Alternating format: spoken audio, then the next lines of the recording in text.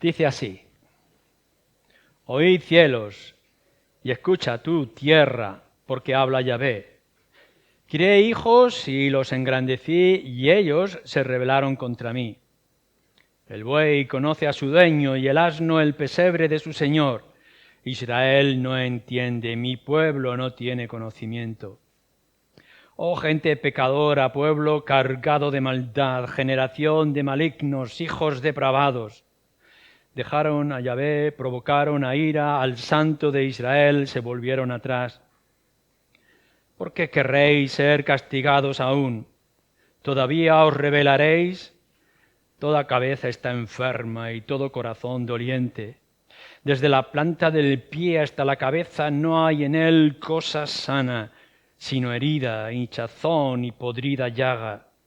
No están curadas, ni vendadas, ni suavizadas con aceite.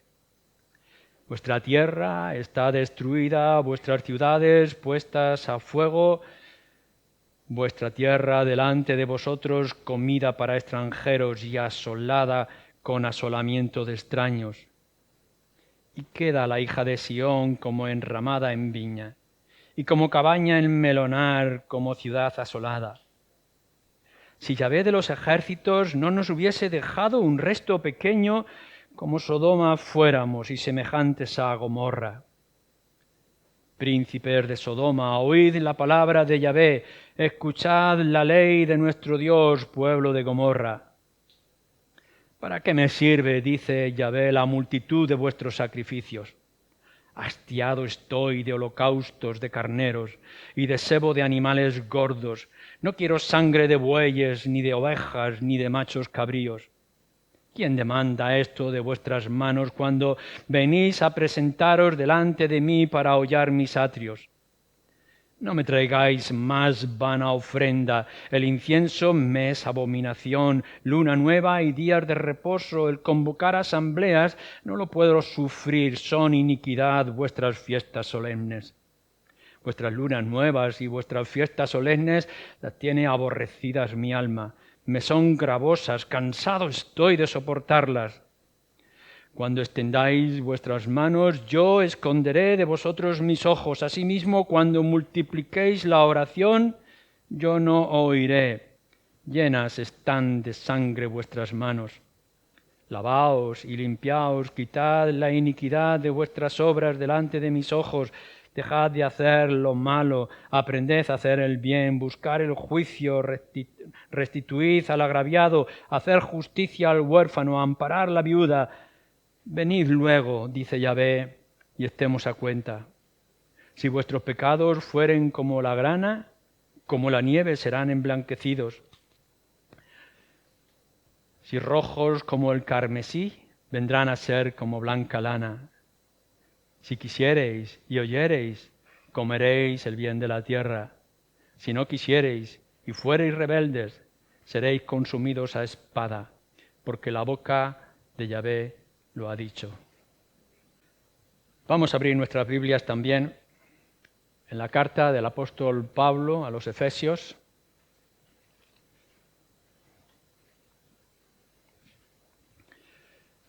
Vamos a centrar nuestra atención en 2 versículos siguiendo la exposición que estamos haciendo domingo tras domingo. Dice así Efesios capítulo 2, versículos 8 y 9. Y no os asustéis porque no leo el 10, porque lo dejaremos para otro domingo. Porque por gracia sois salvos por medio de la fe. Y esto no de vosotros, pues es don de Dios, no por obras para que nadie se gloríe.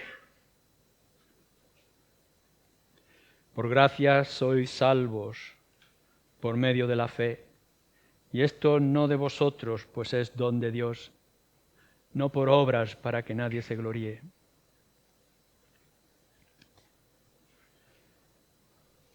Quizá de las frases o versículos de la Escritura que nosotros como evangélicos conocemos, expresamos, citamos una y otra vez, especialmente en el contexto católico que nos encontramos o en medio de esta inmensa feria de religiones, salvos por gracia, por medio de la fe. En realidad, el texto que tenemos ante nosotros no es un texto apologético. No está para que podamos citarlo en primer lugar como cita de salvación por la fe y no por obras, de las que tantas veces, en tantos momentos, se nos habla. El texto se encuentra dentro de un contexto de adoración y de alabanza. Está para expresar, como ha estado haciendo en el capítulo 1 y hemos visto en el capítulo 2, la grandeza de nuestro Dios a la hora de la salvación y de su plan de salvación desde la eternidad. Si leíamos en el versículo 5 y versículo 7, ya se nos hablaba de la gracia. Y si vais al capítulo 1 y leéis también el versículo 6 y versículo 7, una y otra vez nos traen el concepto, la idea de la gracia. Es el reconocimiento ante quién estamos. Yo quisiera que en esta mañana, mi intención, y en verdad no se puede recoger toda la grandeza de estos dos versículos en un solo mensaje de 40 minutos. No podemos abarcar todo lo que podría implicar, únicamente mirándolo desde la perspectiva que lo quiero hacer, que es para ti, creyente, en esta mañana. Lógicamente, la claridad del texto habla para cualquiera que esté confiando en la salvación por sus propias obras, por los méritos o los sacrificios que pudiera hacer. Esto nos habla de manera directa y precisa. Pero yo quiero que tú, que te consideras creyente, puedas una vez más considerar estas líneas con todo el valor y toda la grandeza que ellos traen o que significan para a nosotros como hijos de Dios y como creyentes. Hay varias afirmaciones y la podemos ver por partes. Pero claro, la primera, a la hora de entrar, es un análisis para nosotros mismos. Si leemos versículo 8, porque dice, por gracia sois salvos. Bueno, no podríamos entender o valorar lo que esta línea nos está diciendo si antes no viéramos y entendiéramos lo que está diciendo acerca de la salvación. Cuando dice que la salvación es por gracia, tendremos que preguntarnos qué tipo de salvación es esa. ¿De qué está hablando? ¿Está hablando de una mera mejora en nuestra naturaleza? ¿Una especie de añadidos buenos para que podamos ir adelante en la vida que nos encontramos? ¿O significa algo mucho más profundo? No podemos ir a mirar la gracia de Dios si antes no entendemos nuestra situación con respecto a la salvación. La salvación, por una parte, es liberarte de tus pecados. De verdad, considéralo. Cuán importante es que descubras que tu mayor problema, tu mayor peso sobre tu alma, aquello que te aplasta delante de Dios y de toda la justicia que Dios manifiesta, es tu propio pecado, la naturaleza y el estado de tu corazón. Esto es lo primero que tendríamos que mirar y que tendríamos que considerar. No estamos hablando aquí de una salvación de mejora, estamos hablando de que eres pecador y que tus pecados te van a arruinar por toda la eternidad. En el versículo 1 de este capítulo nos dice el apóstol Pablo, cuando estabais muertos en vuestros delitos y pecados. Mira esa situación. En el versículo 5, una vez más, nos dice, aun estando nosotros muertos en pecados. Este es el problema con el que estamos tratando para que podamos entender la grandeza de esta salvación. Es salvarte de tus pecados. El egoísmo y la envidia, la inmoralidad, la dejadez, la rebeldía, tus sacrificios hipócritas, como nos estaba diciendo Isaías, son todos inmundicia delante de los ojos de Dios. Todo aquello que tú pudieras haber considerado digno, Dios lo desprecia. Y podemos ver, tendremos que mirar cada uno de nosotros en nuestro propio corazón. Pero salvación no solamente significa liberarnos de nuestros pecados, sino liberarnos de la condena que esos pecados traen sobre nosotros. Nos dice el Señor Jesús en el Evangelio de Juan, lo recuerda, que nosotros estábamos ya condenados por causa de nuestros pecados. También nos dice Pablo en Colosenses capítulo 2, algo que es importante también de recordar. Hay un acta. Hay un acta de decretos de parte de Dios contra ti. Esto es lo que nos dice la Escritura. Hay algo que está escrito. Por causa de tus pecados ya se ha decretado que hombres y mujeres como nosotros fueran condenados. Pero no solamente el que necesitamos liberarnos de los pecados que nos arrastran y nos inundan, sino también de esa condena, de esa sentencia que se ha clavado ya con respecto a nosotros. Sino que además, en tercer lugar, permitidme que os diga, necesitamos ser salvos del destino que ya estaba preparado para nosotros.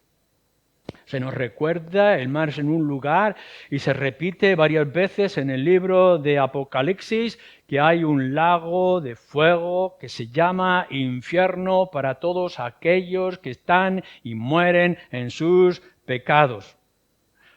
Hay un infierno, hay un destino, hay una muerte eterna. Si no consideramos estas tres cosas, o lo podríamos expresar de otra manera, si no vemos nuestro pecado, si no vemos la sentencia que ya se ha establecido y si no vemos el lugar donde seríamos destinados por causa de esos pecados, no podremos entender de qué hemos sido salvos. Y después de haber visto esto, cuando nos dice que somos salvos de nuestro pecado, de nuestra condena y de nuestro destino, nos dice, nos muestra que no podemos salvarnos por nosotros mismos, que nosotros no tenemos a nuestro alcance ni la posibilidad, ni los medios, ni siquiera las intenciones. No podemos reparar lo que ya hemos roto. Y cuando hemos roto nuestra comunión con Dios y cuando nos hemos separado eternamente de Dios por causa de nuestros pecados, cuando nos vemos muertos, ¿cómo podemos reparar el daño que ya hemos hecho? La ley ha sido incumplida y por tanto nos encontramos en esa situación desesperada. Pero no solamente es que ya hemos roto y no podemos reparar ese daño, sino que además no puedes dejar de romperla más y más cada vez. Isaías nos dice que el pueblo de Israel presentaba sus sacrificios, sus ofrendas, sus fiestas, homenajes de todo tipo, y el Señor dice con ese corazón y con esa actitud, no sirve para nada, al contrario, aumentáis la ira. Y aquí estás tú con tus pobres remedios. Así estábamos muchos de nosotros que queríamos hacer algo para poder solucionar lo que ya no tenía solución. Volvemos a decir, no es que tengas una pequeña herida que con una tirita de esparadrapo o con un poquito de alcohol se sana. No. Tu estado era de ruina total. Y por mucho que tú quisieras arreglarlo, cada vez estabas más lejos de Dios. No hay obra digna de tu parte que pudieras traer delante de Dios para satisfacerle. Romanos capítulo 3, no por obras para que nadie se gloríe. No podemos hacerla. sería un fracaso, sería caer en ansiedad. Cuando nosotros queremos solucionar lo que no podemos solucionar y queremos arreglar lo que no podemos arreglar. No podemos satisfacer por medio de nuestros méritos o sacrificios, por mucho que nosotros los consideráramos delante de Dios. Incluyendo tus propias obras buenas son como trapos de inmundicia, nos dice la Escritura. ¿Qué méritos vas a presentar? ¿Qué esfuerzos? ¿Qué rituales pudieran ser de valor para que el Dios de justicia y el Dios de santidad pudiera mostrar un mínimo de misericordia para contigo?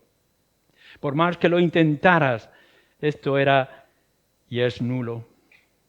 Yo recuerdo cuando era un adolescente y en una ocasión allá en mi pueblo se me ocurrió de ir a buscar setas.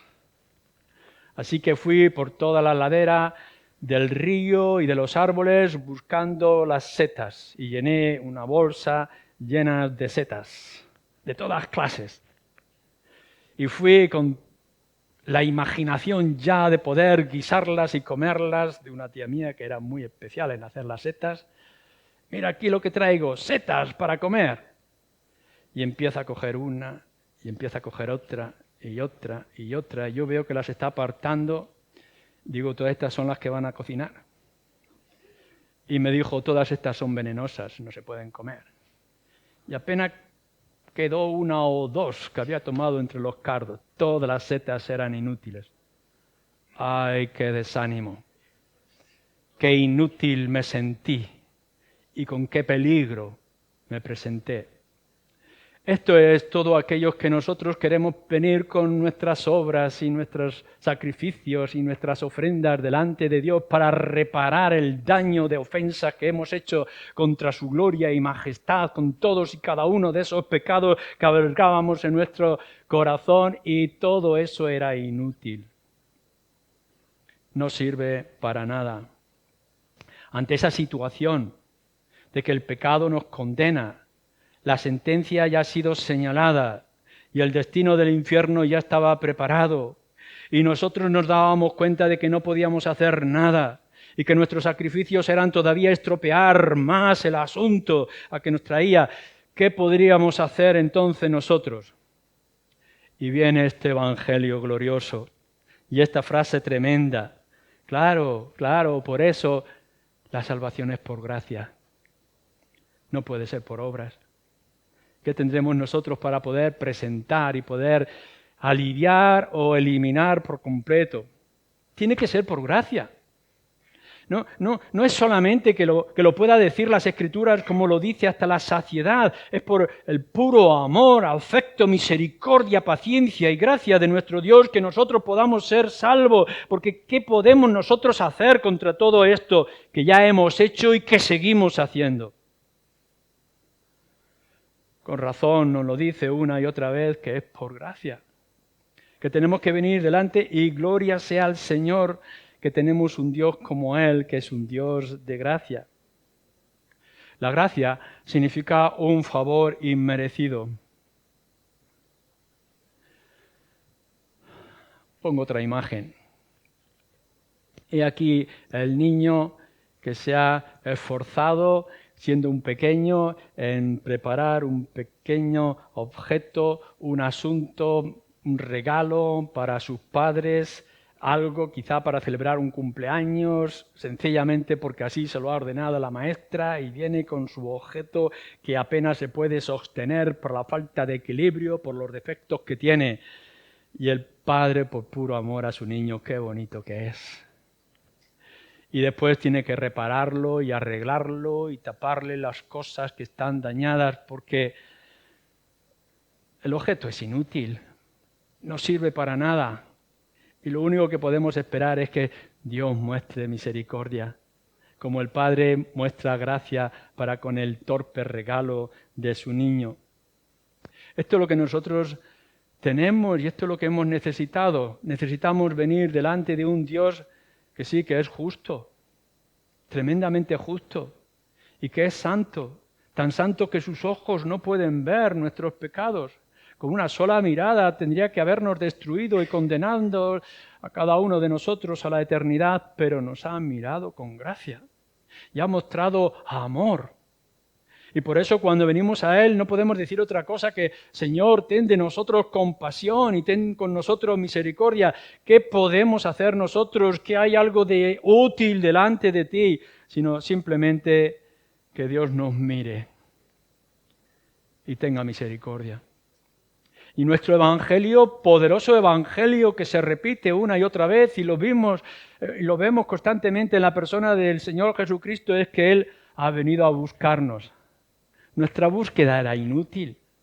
¿Cómo podríamos nosotros buscar, alcanzar o tocar lo mínimo de la santidad de Dios si todo era alejarnos cada vez más?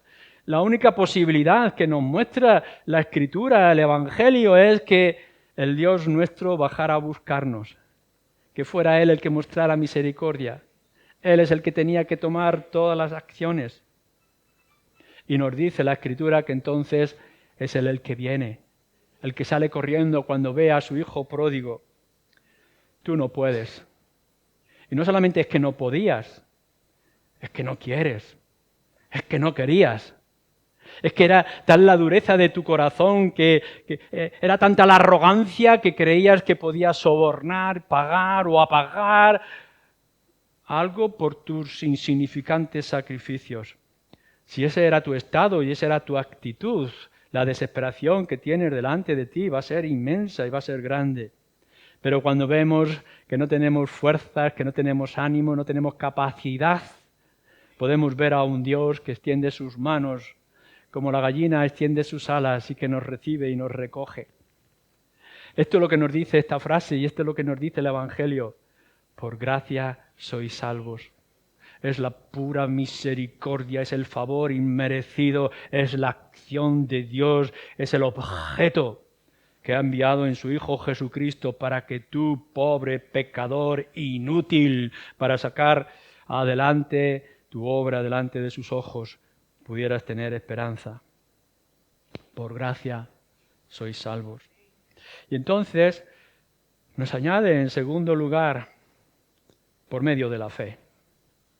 Porque si hemos visto la situación gravosa de nuestro corazón, de nuestra alma, delante de un Dios justo como es Él, y hemos podido ver que la única esperanza que podríamos tener es que Dios mostrara la misericordia como la muestra, la gracia inmensa de dar a su propio Hijo para morir en nuestro lugar y que nuestra sentencia, los decretos que ya estaban declarados fueran clavados en la cruz, como nos dice Pablo en los Colosenses. Solamente en esa esperanza, solamente en esa posibilidad estaba nuestra salvación. ¿Cómo la alcanzamos? ¿Cómo la hacemos nuestra? ¿Cómo podemos tomar aquello que el Señor se está ofreciendo y está haciendo para que la pudiéramos tener nosotros? Por medio de la fe. Es el conducto que Dios ha establecido y que Dios utiliza para traer la salvación a nuestras vidas, a tu vida. Una y otra vez en la carta de Pablo a los romanos y a lo largo de toda la Escritura, del Nuevo Testamento en particular, vemos este concepto repetido, es por medio de la fe, es la fe lo que nos hace que esa inmensa gracia, que esa inmensa salvación, que esa obra extraordinaria pudiera tocarnos y pudiéramos hacerla nuestra, pudiéramos tomarla de las manos misericordiosas de Dios e implantarla en nuestras vidas. La fe es la aceptación mental, por una parte, del Evangelio. Es que podamos llegar y decir, ahora comprendo y ahora entiendo, mis manos están vacías, no puedo traer nada ante el altar y todo lo que traigo es inútil, pero si la Escritura dice lo que dice, y si es verdad lo que se está anunciando, entonces yo lo quiero. Es cuando se le está hablando al carcelero y le dice, ¿qué tengo que hacer yo ahora para ser salvo? Pues cree. ¿Es esto verdad? ¿Es esta una afirmación segura? Lo que nos está diciendo las Escrituras es que no es por las obras que yo pueda hacer, no es por el esfuerzo, no es el trabajo de poder arrancar de las manos de Dios esta salvación que se está ofreciendo, sino que es por pura fe. ¿Lo estás creyendo de verdad? ¿Lo ha asimilado tu mente? La fe es una aceptación mental. No estamos creyendo un absurdo, no nos estamos inventando nada. Está establecido en las Escrituras.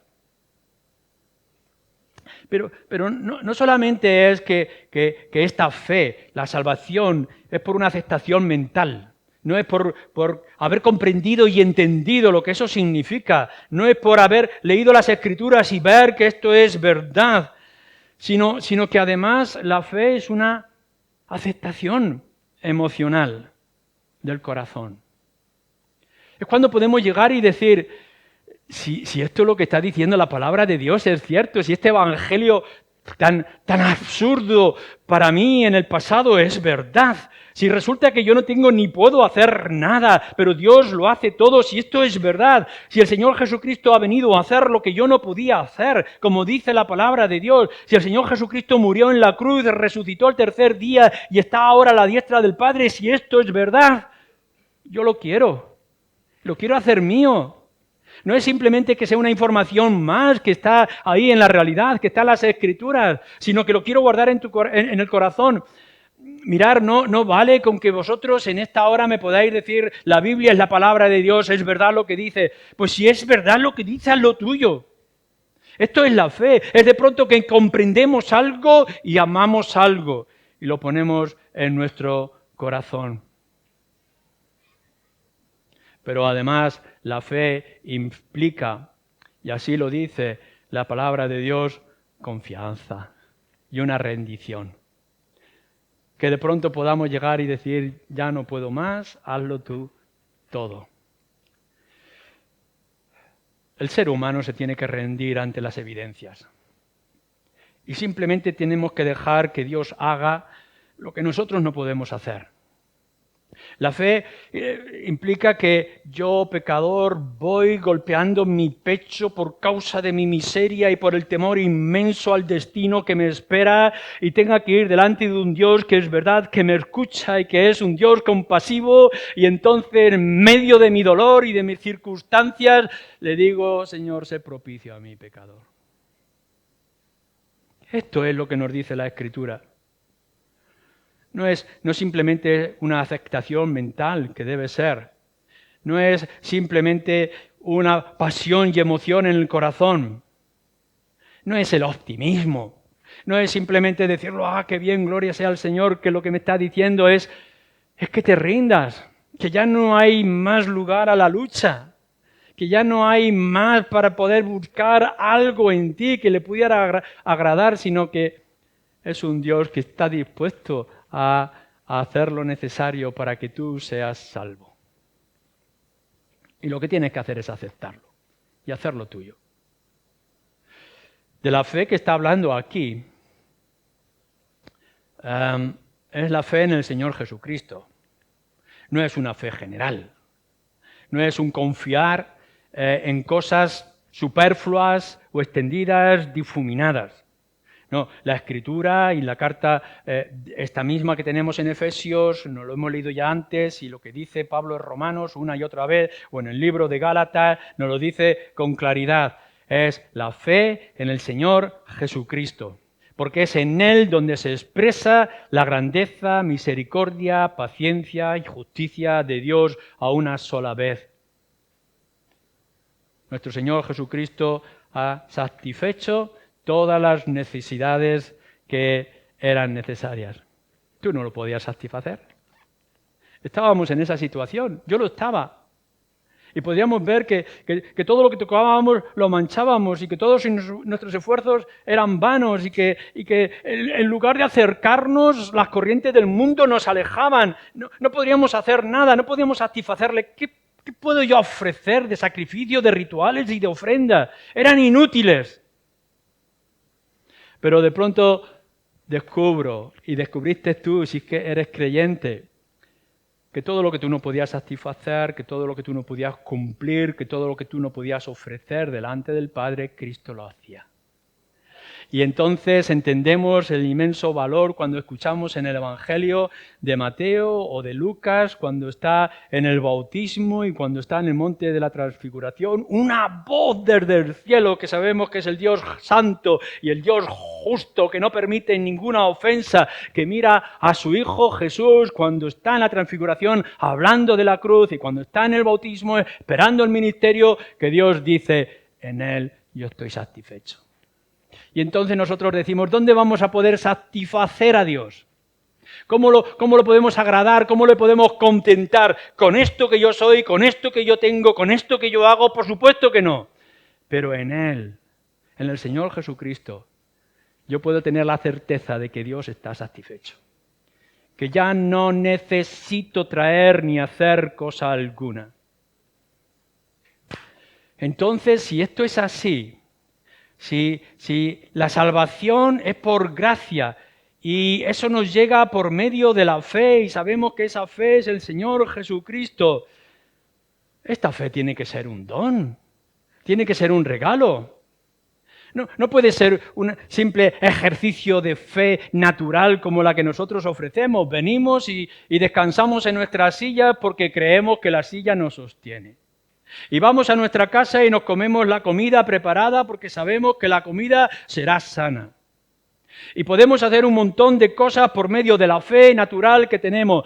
Pero creer esto, creer que yo soy un pecador, que estoy hundido por mis pecados, que mi destino es condenación eterna y que yo no tengo necesidad de hacer nada en absoluto, ¿esto es natural? ¿Esto es lógico? ¿Cómo voy a pensar que yo puedo alcanzar la salvación eterna sin mérito alguno, sin obra alguna, cuando veo que todo es inútil que yo pueda hacer o que yo pueda expresar y que de pronto me dicen que la salvación es un regalo, que es un don de Dios por medio del Señor Jesucristo y que yo lo único que tengo que hacer es poner mi confianza en el Señor Jesucristo? ¿Va a ser esto algo natural? ¿Va a venir de la naturaleza del ser humano? Por supuesto que no. Y nos dice la Escritura que esto es un don de Dios. Esto es un regalo. Aceptar las obras sobrenaturales requiere otra obra sobrenatural. No estamos hablando de cosas lógicas, de cosas naturales. El Señor Jesucristo es hombre y Dios a la misma vez. Y nuestro Dios, que es uno, es a la misma vez Trinidad.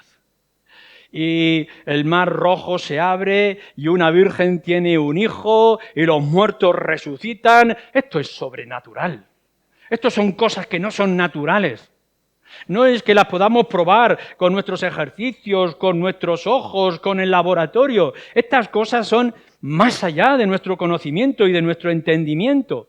Y cuando nos están hablando de que la salvación es por gracia, que la salvación es la obra de Cristo, que nada teníamos que hacer, esto tendremos que decir, esto es sobrenatural. ¿Cómo vamos a entender con nuestra propia mente que Dios se haga hombre y que venga ante nosotros y se humille hasta el final y que sea desnudado, golpeado y despreciado para morir en una cruz como un siervo por mí? ¿Cómo es esto posible? Esto es un milagro. No lo puedo yo aceptar de manera normal. Para poder yo agarrarme y aferrarme a este Cristo y a esta salvación, necesito que se me regale. Necesito un don. Que Dios muestre misericordia. Yo no pongo al Señor Jesús de una manera natural porque pudiera ser hijo de creyentes o porque me ha convencido una serie de objetos o actitudes o porque me sienta simpatía con la gente de una iglesia a mi alrededor. No, estas cosas tan grandes, tan sublimes, tan del cielo, estas cosas espirituales, como dice Pablo, solamente se pueden entender de manera espiritual. Y si no fuera porque el Espíritu abre nuestros ojos y sensibiliza nuestro corazón y prepara nuestra mente, ¿cómo pudiéramos nosotros entender estas cosas? Nos damos cuenta de la multitud de gente que está a nuestro alrededor, que tiene a Cristo delante, que van delante de ellos o detrás de ellos en procesión y que celebran fiestas tradicionales y religiosas. Cristo Jesús está por todos lados, pero no entienden y no saben y no comprenden, porque esto no es natural. La salvación por gracia, por la pura misericordia, por la acción del principio y al fin de Dios, acercándose a nosotros y ofreciendo a su Hijo y dejando que muriera en la cruz para que Él pudiera ser satisfecho. Es un milagro. ¿Y por qué es un milagro? Es por fe, porque la fe es un don. Si de algo tienes que dar gracias, no es únicamente gracias a Dios, no es únicamente porque has sido salvo por gracia, sino porque has sido salvo por medio de la fe. Porque un día, de pronto, entendiste con tu mente, sentiste con tu corazón, lo deseaste con toda pasión, que el Señor Jesucristo fuera tu Salvador personal. Y en tercer lugar y último, en nuestro texto sublime que nos está diciendo aquí, Pablo quiere traer una aplicación más, porque por gracia sois salvos, claro que sí, por medio de la fe, y esto no de vosotros, pues es un don de Dios. Aclara, no por obras, para que nadie se gloríe. En nuestra salvación no hay nada en lo que tú te puedas jactar. Nada en absoluto. Pablo lo está diciendo a los Gálatas, capítulo 6, versículo 14, solamente te puedes gloriar en la cruz de Cristo. Todo lo demás es vano. Y podrás llegar y decir, no, pero yo un día iba a la escuela dominical. Si sois niños y habéis criado en la escuela dominical. Yo iba a la escuela dominical y allí entendí el Evangelio. Esto no es mérito alguno. Esto no es mérito alguno. Pero yo entonces comprendía el Evangelio y me hice parte de la iglesia en las implicaciones de las actividades. Pero esto no sirve para nada. Y a partir de ahí añadí a mi vida la religiosidad de leer las Escrituras y hacer las oraciones después de los sándwiches, la comida y la cena. Esto no sirve para nada. No tiene ningún valor. Si estás pensando en añadir por algo que sea pequeño e insignificante a tu salvación, estás dañando toda la salvación. Esto es lo que Pablo quiere señalar con esta frase y con este texto. Mirar, la salvación, el liberarnos de nuestro destino de eternidad, es por tanta gracia de parte de Dios, que ha tenido que ofrecer a su Hijo y ha tenido que regalarte la fe para que pudieras descansar en Él solo y únicamente, para que no haya ningún tipo de jactancia en ti, para que no haya ningún tipo de vanidad. No es por obras para que no puedas gloriarte. Entonces lo que hace un texto como este, lo hace conmigo y espero que lo haga contigo. Es que, en primer lugar, vemos a un Dios glorioso, inmensamente grande, soberano, sublime, pero a la misma vez cercano, que busca a los suyos y los alcanza y los toma y coge a todos ellos y se los entrega a su Hijo Jesucristo. Y todo lo que está en el Señor Jesucristo dado por el Padre no podrán perderse porque Él morirá en la cruz por nuestros pecados.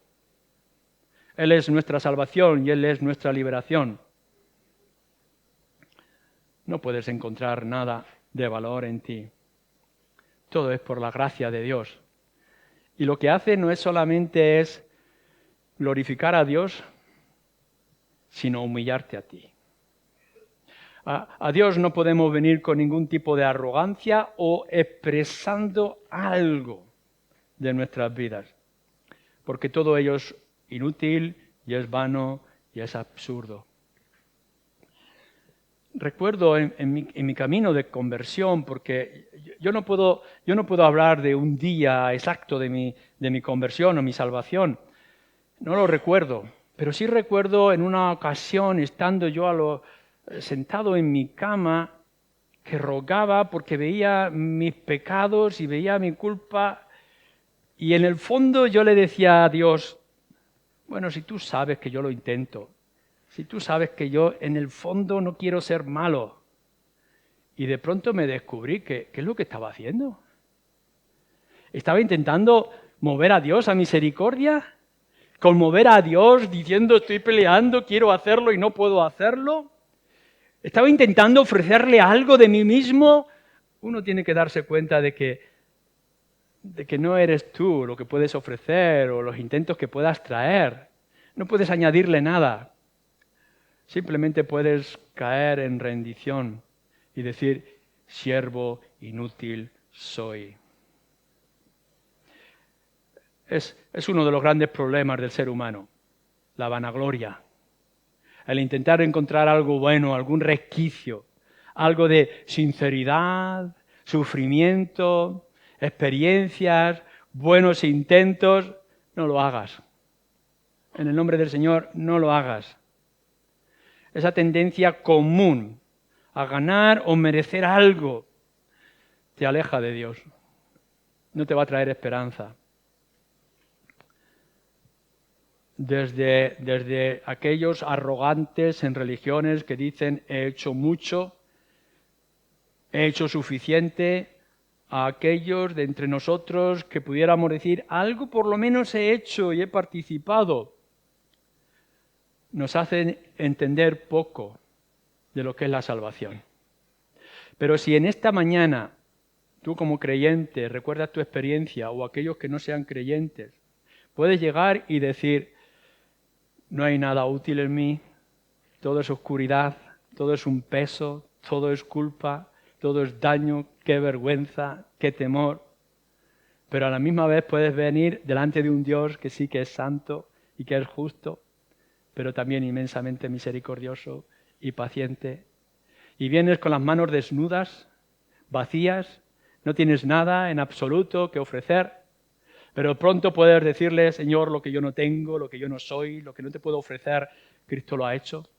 Él ha tomado mi lugar. Y puedes poner tu plena y total confianza en Él. Entonces saldrás de ese lugar y de ese encuentro regocijándote en esta salvación tan grande. Apártate de lo que es común del mundo y acércate a la inmensidad del Evangelio que tenemos en este libro. Hermosas palabras, las nuestras, los que nos dice aquí, por gracia fui salvo, por medio de la fe. Me humilla, pero me hace ser aceptado delante de Dios. Gloria sea por la fe en el Señor Jesucristo. Amén.